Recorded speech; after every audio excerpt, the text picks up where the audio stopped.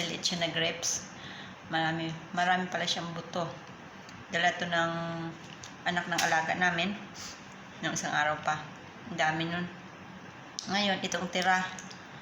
Ngayon, ako naman ang kakain. Kasi, pinauna ko muna sila pagkain ito. Kasi kapag ang tira, kunin ko kaagad, nagdaling ko sa kusina, kaya ako naman ang kakain. Bahala sila dyan. Pag nagtanong, nasaan na yung grapes, ubos ko na.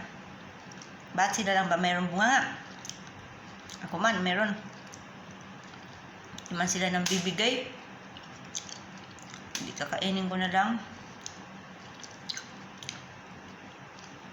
Gusto lang sila magparautos. Di man nang bibigay. Di ba? Dami pa yan. Yan ang gabihan ko ngayon. Kasi magda-diet na tayo.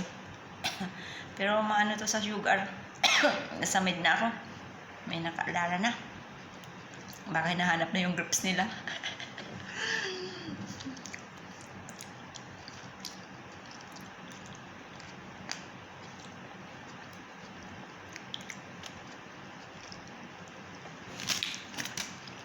Ano ba to?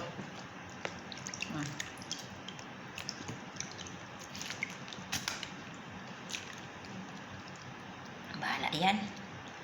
Makbahang ko muna kain to.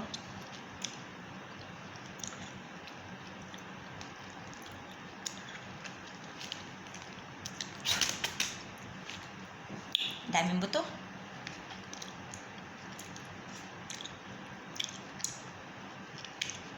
Ang dami kasang tanim doon. Doon sa bahay nila sa labas ng bakuran.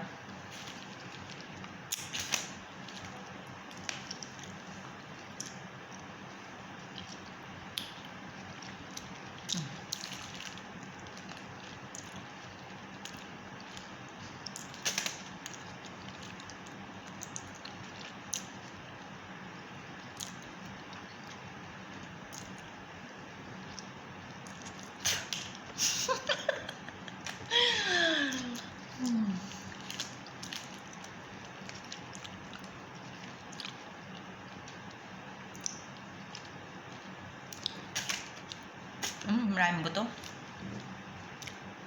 Di ba maubos ko na?